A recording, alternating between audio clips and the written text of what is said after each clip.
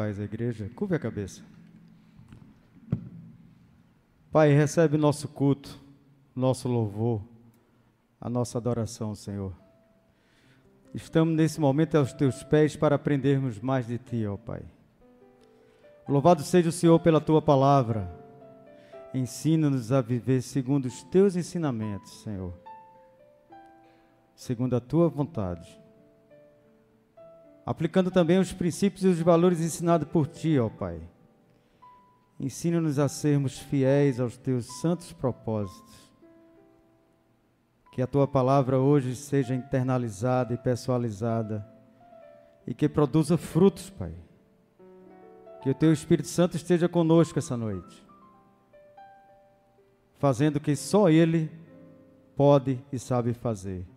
É o que te suplicamos, em nome de teu Filho Jesus. Amém. Podeis sentar.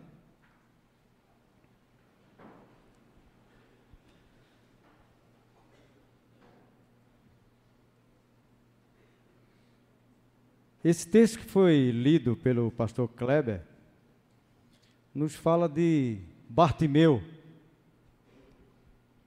cego, e que não foi apenas esse milagre que foi realizado.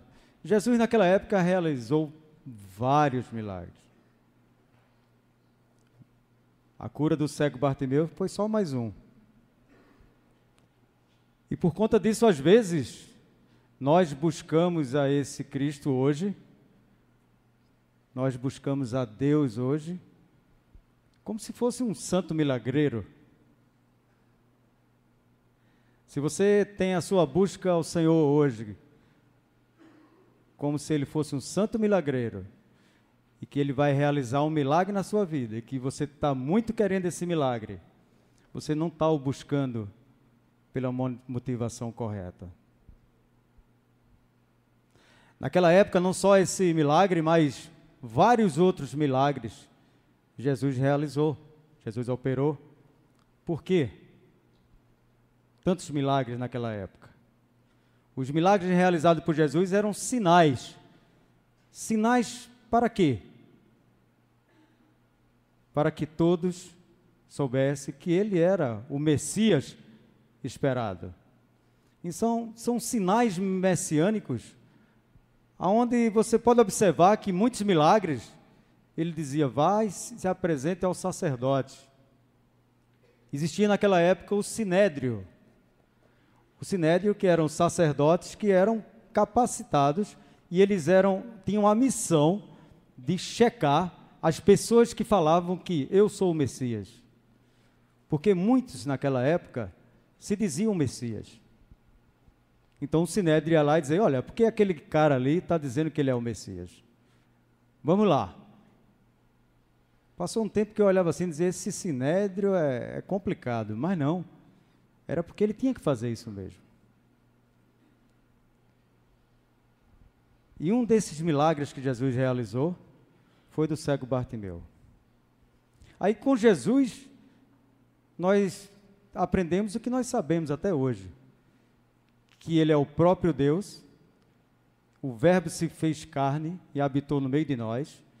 Ele veio para fazer esses sinais e que todos crescem que Ele era o Messias.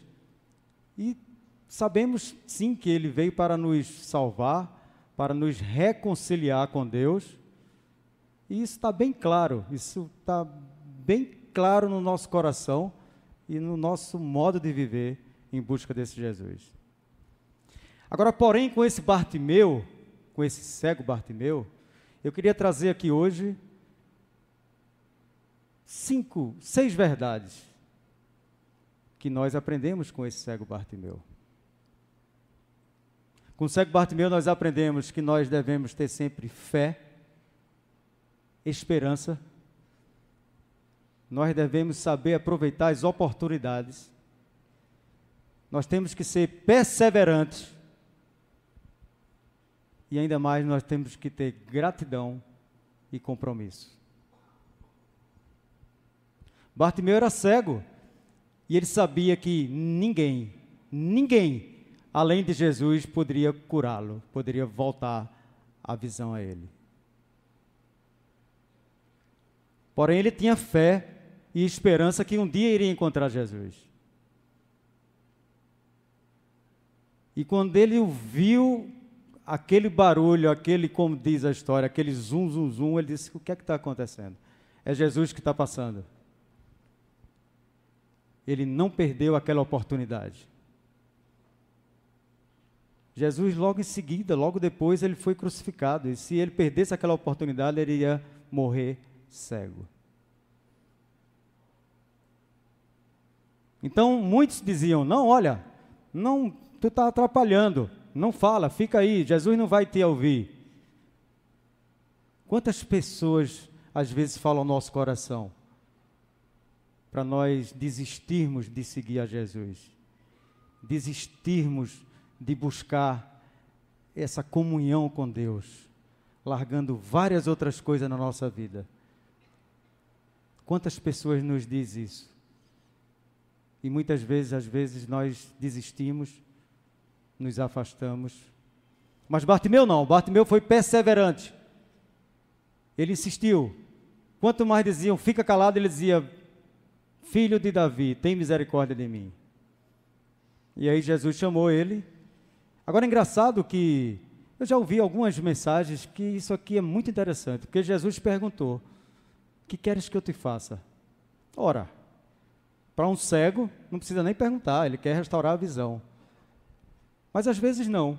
Poderia ser que Bartimeu não quisesse ter a sua visão restaurada. Poderia ser que ele quisesse uma outra coisa. Às vezes na nossa vida, parece muito claro, muito óbvio do que nós necessitamos, mas Jesus só realiza quando nós chegamos até Ele e dizemos: eu quero isso, ó Pai. Faz isso em minha vida. Seja feita a tua vontade. Então, Jesus operou o milagre. E o mais interessante é que ele, quando operou o milagre, ele disse: olha, eu operei porque eu sou Deus, sou poderoso, sou todo-poderoso, faço e fiz. Ele disse: Bartimeu, a tua fé te salvou, a tua fé te curou. E o interessante é que Bartimeu não ficou apenas grato, porque ele poderia ficar grato e viver a vida dele, coisas que ele não realizava por conta da cegueira, que impedia muito que ele fizesse várias coisas na vida. Ele poderia muito bem querer seguir a vida dele e só dizer que Jesus o curou. Mas a palavra diz que ele saiu seguindo Jesus. Então ele teve, além de gratidão, ele formou um compromisso com o Senhor Jesus. Então são essas coisas que Bartimeu traz para o nosso entendimento e a nossa compreensão. Fé, esperança, aproveitar as oportunidades de quando Jesus aparece na sua vida, se apegar a ela, ser perseverante e ter ainda gratidão e compromisso.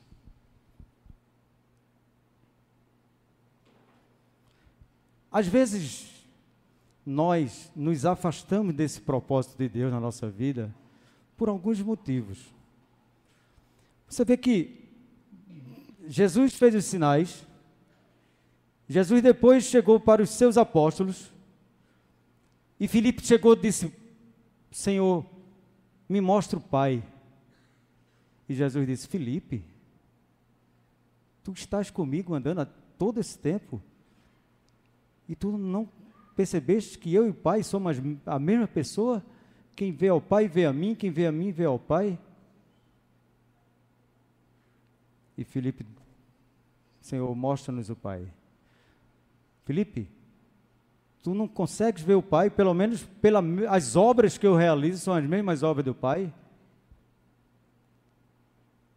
E ele disse uma coisa fabulosa, que ele disse assim: todo aquele que crê em mim fará as mesmas obras que eu fiz, que eu faço, e ainda obras maiores farão. Engraçado porque Bartimeu naquela época não tinha a revelação de que Deus veio, ele se proclamou o Messias, depois ele demonstrou que ele era o Messias através de suas ações, de seus milagres, de seus sinais, Depois ele formou uma comunidade de 12 apóstolos. Depois ele comissionou essa comunidade. Vai. Mas, Senhor, tu irás morrer, quem é que vai continuar com tua obra, ó Pai? Vocês. Comissionou a esses apóstolos. Mas como nós faremos isso? Olha, eu vou, mas vai ser enviado para vocês o Consolador, o Espírito Santo, que fará morada em cada um de vocês, e que você nunca mais ficará só. Ele os capacitou com o Espírito Santo de Deus. E é isso que todos nós que estamos aqui, todos, sem exceção, nós fomos constrangidos a estar aqui essa noite, no templo, louvando, adorando e nos entregando a esse Jesus, que disse, não sou eu que estou dizendo, esse Jesus que disse que se você crer nele, você fará as mesmas obras. Se você crer nele, o Espírito Santo de Deus vem e fará morada em você.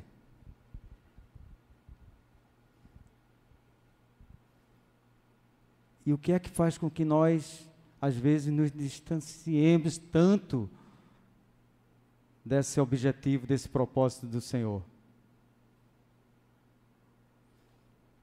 Por que é que tantas vezes nós estamos pedindo perdão pelas mesmas coisas? Nós somos reincidentes no mesmo pecado. Nós viemos aqui para entregar de corpo e alma a nossa vida, dizer, Senhor, faça a tua vontade em mim. Mas nós persistimos em praticarmos os mesmos erros.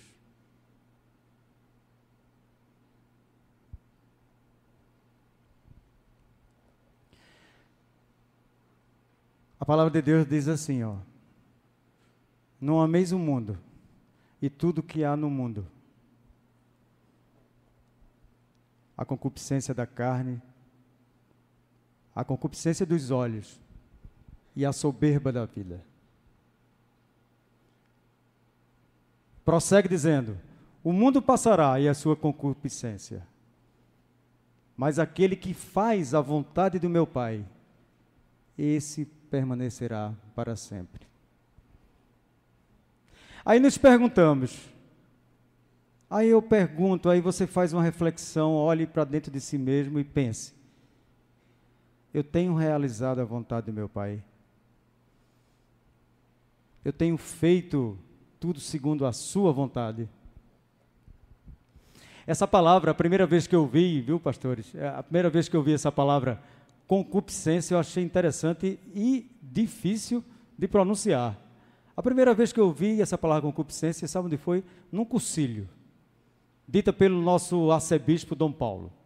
Aí ele disse, não, a concupiscência, eu digo, o que é isso? Mas aí eu descobri que essa palavra é muito forte e ela é latente na vida de cada um de nós. A concupiscência é nada mais nada menos do que um forte desejo.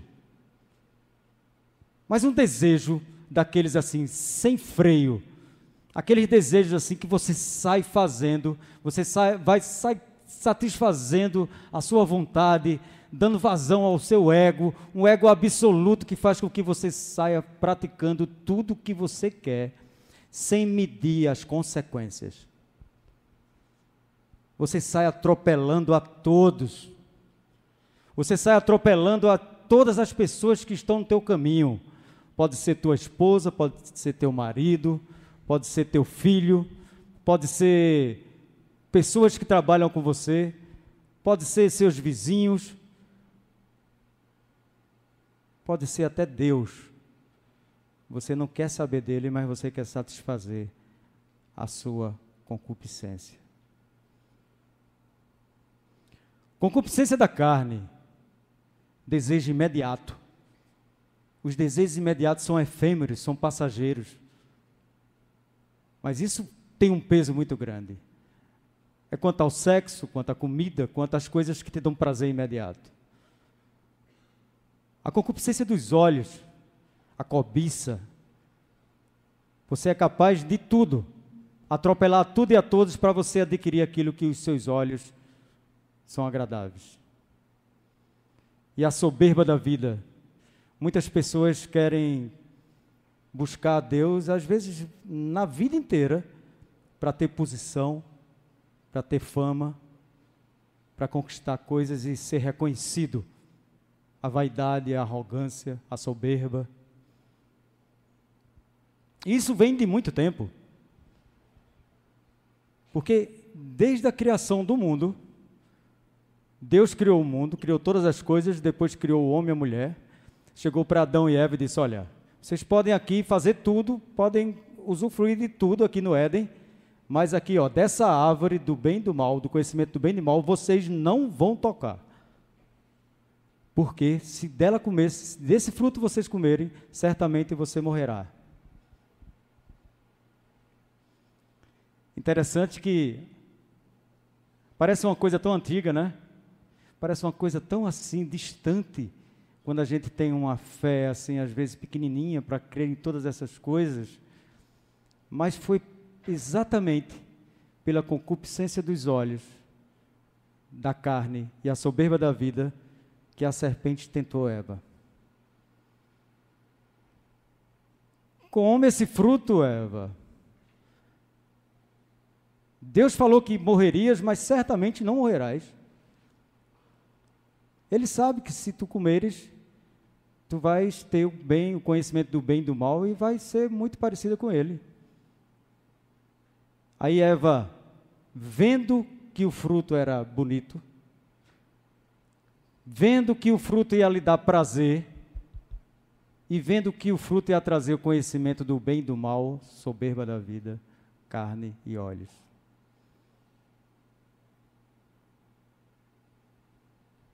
Ela consumiu o fruto.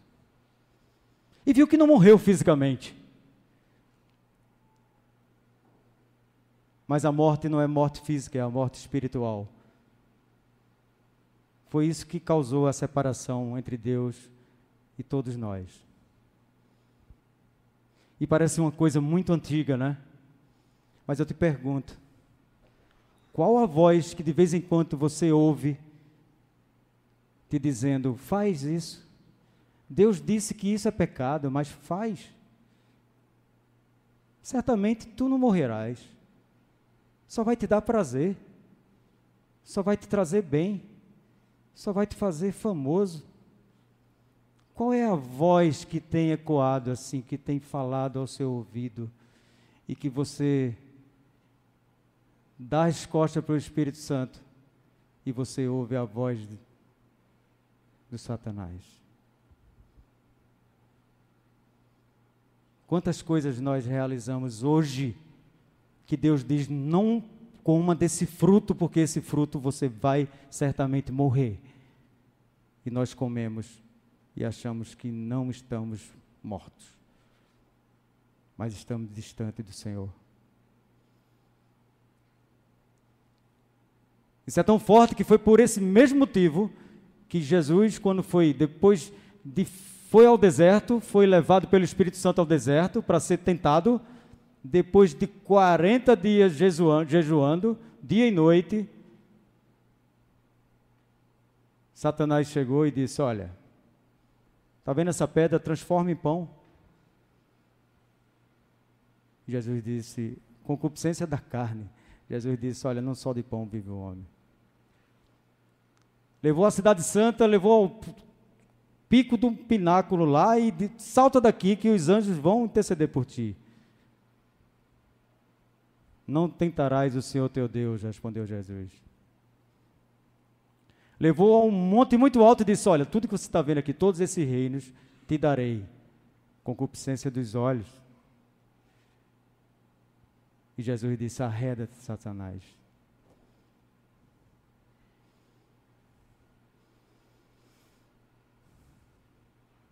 A gente tem falado muito isso.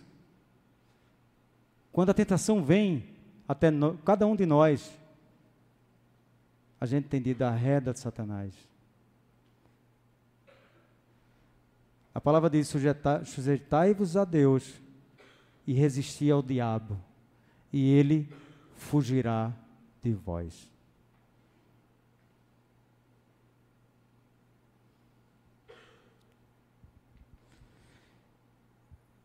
E as coisas são tão fantásticas no Evangelho. Cada dia eu me encanto mais com esse Evangelho.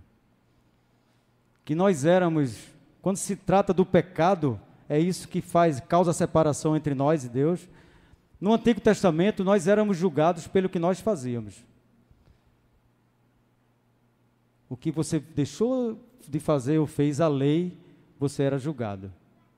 Aí Jesus veio e disse assim, ó: você viu o que está na lei de Moisés: não matarás. E Jesus disse: eu, porém, vos digo que se você se irá contra o seu irmão, você já pecou. Jesus disse: o visto que disse lá na lei de Moisés, não adulterarás, mas eu, porém, vos digo, se olhares para uma mulher com intenção impura, você já pecou. Então Jesus veio e disse assim, ó: o que você faz ou deixa de fazer é muito importante para Deus.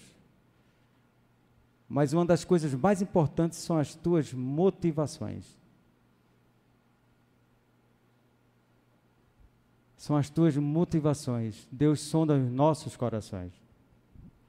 Sonda o nosso coração. Aí o apóstolo Paulo, para melhorar um pouquinho isso, o apóstolo Paulo veio e disse assim, ó: eu reconheço que miserável homem que eu sou, pois o bem que eu quero fazer não faço, e o mal que eu não quero às vezes faço. E sabe qual é a condição que todos nós aqui nos encontramos? Sem exceção, nessa condição de seres miseráveis diante do Senhor, porque todos nós somos pecadores. Mas a grande notícia para tudo isso é que Jesus, ele veio exatamente para nos reconciliar com esse Deus. E foi pago um preço, nós fomos resgatados. Nós não somos mais escravos do pecado, mas nós fomos resgatados e esse preço foi pago, olha lá. O sangue de Jesus derramado na cruz do Calvário.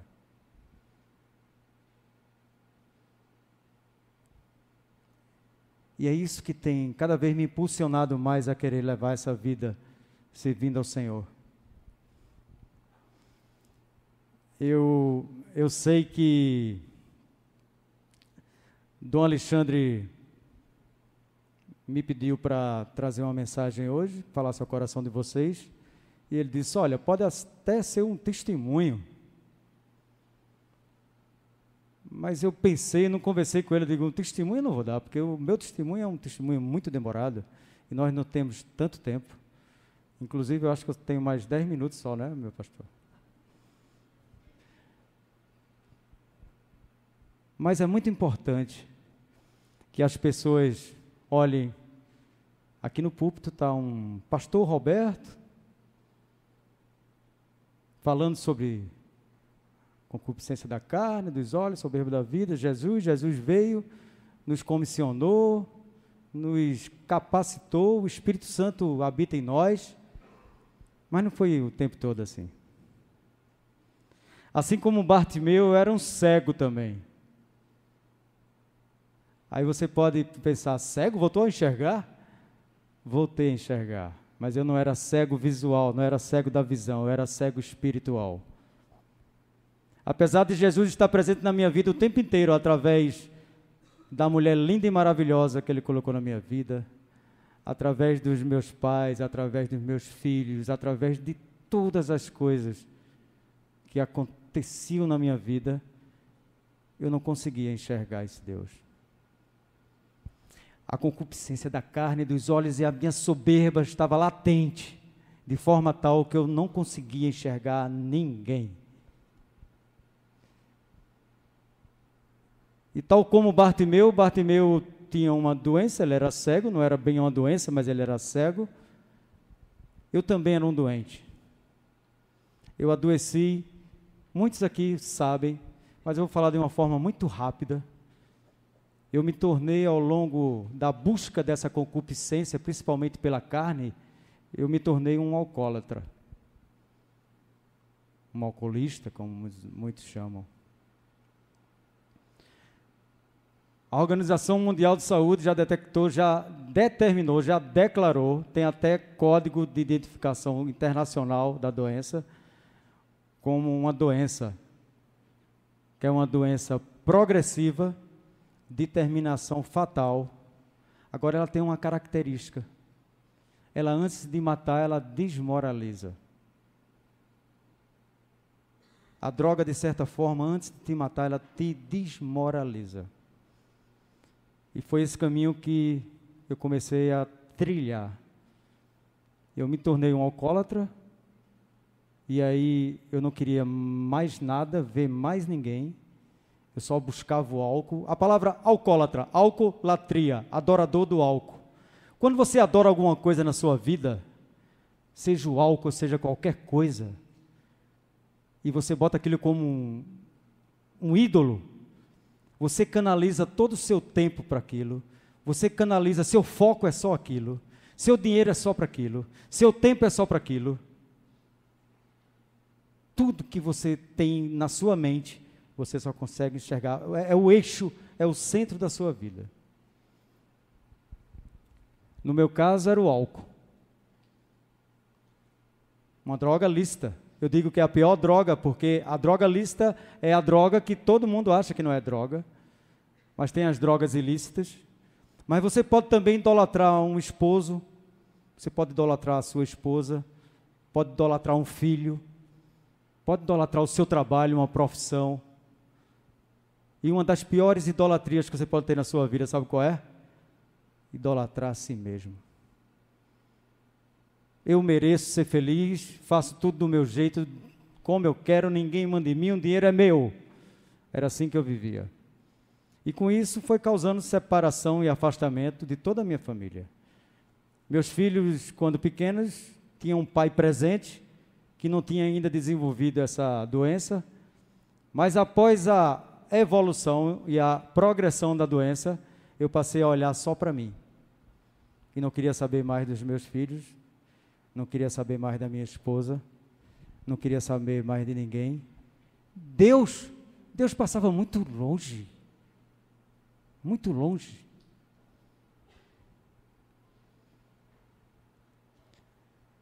Chegou um ponto tal que meus filhos diziam assim: mãe, se separa desse cara, mãe, quando eles estavam maiores. Se separa desse cara, que esse cara não quer só quer fazer a gente infeliz.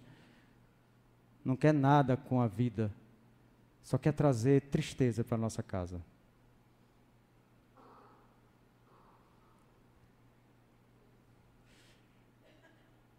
Quando tudo estava seguindo para uma terminação fatal, dentro desse contexto todo, alguém me chamou, através da minha esposa, uma amiga dela que era da Catedral da Trindade, me chamou para fazer um concílio. E eu fui a esse concílio. Porém, eu fui mais para limpar a minha barra, porque a barra estava preta. Teremos um concílio agora, amanhã. Levanta o braço, quem vai ao concílio? Amanhã, tem algum homem aqui que vai ao concílio? Preparem-se. Vocês já fizeram não, mas quem não fez e está indo, você vai ter uma trombada, como diz Dom Paulo, com Jesus. E assim como Bartimeu, que quando teve um encontro com Jesus, ele se salvou, se curou, você, meu irmão, que vai ter encontro com esse Jesus, você não vai ser mais o mesmo. Você vai ser uma pessoa transformada. E eu disse a ela que não ia, mas ela pegou minha mala, pela primeira vez ela disse isso, disse: olha, se tu não vai, eu estou dando um pulo, viu, porque tem muita história. Se você não vai ao concílio, pegue a mala e vá para onde você quiser. Se você não sair de casa, eu saio. Porque não dá mais para a gente viver assim. Fui ao concílio para amenizar a barra. Cheguei lá, tive essa trombada com Jesus. E ao passar dos dias, no último dia do concílio, foi como se da mesma forma que Jesus chegou a Bartimeu, foi quando eu percebi, com o passar dos dias, a palavra de Deus não volta vazia, e ela vem como uma espada de dois gumes, que penetrante. É como se Jesus ali, naquele lugar, tivesse chegado para mim, quando eu vi que a coisa estava fluindo de um jeito que eu não estava entendendo, eu tive fé e esperança que esse alcoolismo eu ia me libertar desse álcool. Porque eu já tinha ido a todos os psicólogos, psiquiatras. Nosso psiquiatra, Vicente Felizola, aqui, coitado, ele ficava o tempo inteiro tentando me tratar e eu não queria, porque eu só via a mim mesmo. Então, quando eu vi que só Jesus podia salvar, eu não larguei, eu aproveitei a oportunidade. Aproveitei essa oportunidade de dizer, olha, não vou deixar para depois, vai ser agora. E assim que eu saí do cursilho, as pessoas, meus amigos de bar, amigos entre aspas, diziam que nada, Jesus não vai fazer nada na tua vida, tu vai morrer assim, e assim que é bom, está gostoso, não mude não. Mas eu fui perseverante. E quando percebi que aquele caminho que eu estava trilhando não estava me levando a nada, e o caminho que foi mostrado por Jesus, eu sou o caminho, a verdade e a vida, e me constrangeu de tal forma, que mesmo eu sabendo que ele sabia que eu era podre, que eu não merecia nenhuma misericórdia, nenhuma graça da parte dele, quando eu percebi isso, entendi o que quer dizer a palavra, quando diz assim, o amor de Cristo nos constrange. Nos constrange assim, ó, não tem outra saída, a não ser seguir ele. Eu saí desse cursilho, porém não foi fácil. Eu comecei, está tudo na palavra, que eu comecei a travar o que a gente chama o espírito militando contra a carne. Um contra o outro. Eu queria seguir esse caminho, mas o Espírito Santo me mostrava outro.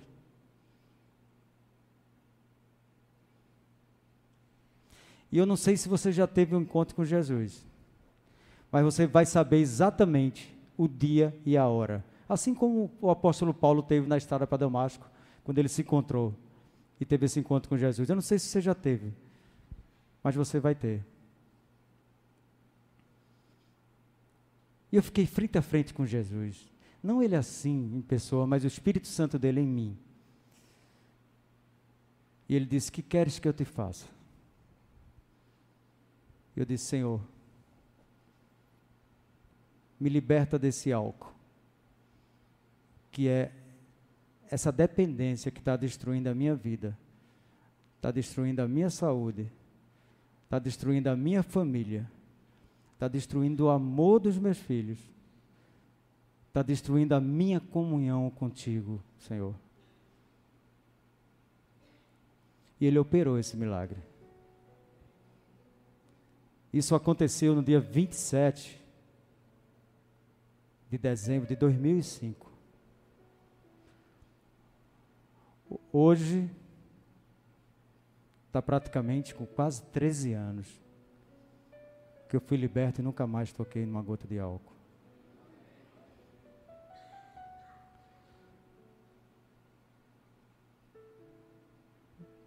Eu trouxe essa mensagem hoje porque essa reflexão de Bartimeu fez toda a diferença na minha vida.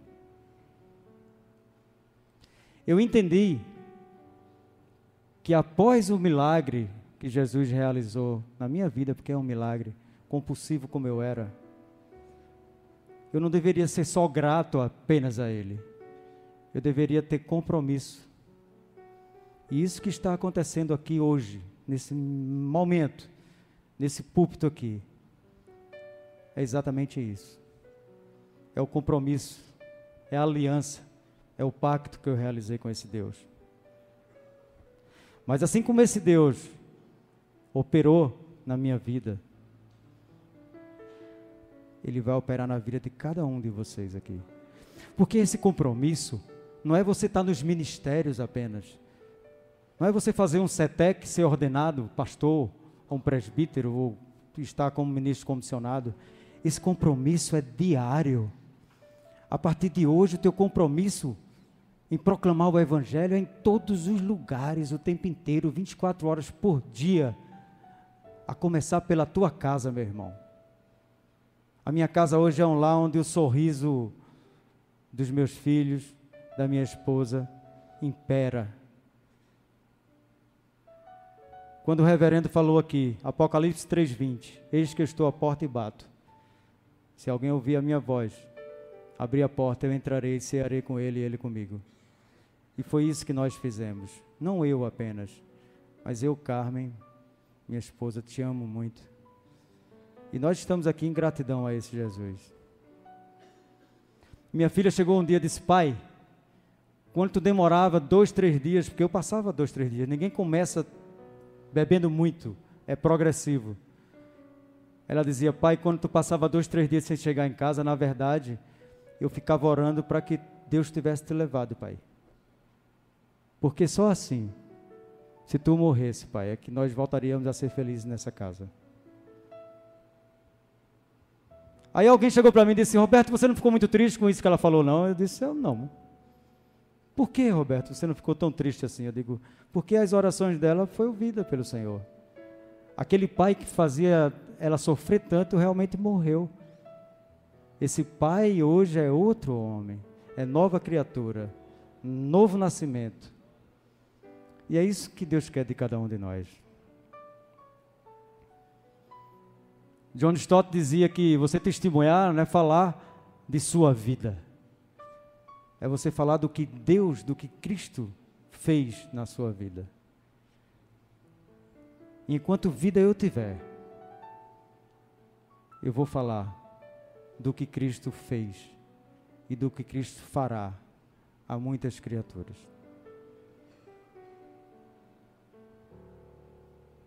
E eu quero só concluir essa mensagem dizendo que a palavra de Deus, ela nos diz exatamente, em Crônicas diz assim, que se o meu povo, que se chama pelo meu nome, se humilhar e orar e me buscar e se converter dos seus maus caminhos, então eu ouvirei do céu, perdoarei os seus pecados e sararei a sua terra. Amém, amados? Curvem a cabeça. Pai, em nome de Jesus, obrigado, Senhor, porque nós sabemos que não é carne que nos revela isso, Pai. A Tua palavra diz que só o Espírito Santo que faz isso. Só o Espírito Santo, Senhor, que nos convence do pecado, da justiça e do juízo, Senhor. Pai, em nome de Jesus, eu clamo aqui, Pai, diante desse púlpito, diante desse altar, a todas as pessoas, ó Pai, que têm sofrido suas lutas com várias dependências, com coisas que têm afastado do relacionamento, da convivência entre as pessoas, e principalmente afastado do relacionamento íntimo contigo, Pai. Que Tu possas fazer com que Teu Espírito Santo convença essas pessoas a se entregarem por inteiro, Senhor. Como diz a Tua palavra, que seja feita a Tua vontade, Senhor, e não a nossa. Chega, Pai. Chega de tentarmos viver essa vida dúbia, de dizer que somos Teus filhos, que queremos seguir os Teus caminhos, mas o tempo inteiro nós damos vazão à nossa carne, Pai. Nós damos vazão à soberba e às coisas que nos afastam de Ti. Faz com que todos nós aqui, Pai, possamos nos humilhar diante de Ti. E possamos trazer o Espírito Santo para que faça morada em nosso coração, que nós possamos abrir esse nosso coração. E eu tenho certeza que isso vai acontecer, Senhor. Se assim não fora, nós não estávamos aqui o buscando.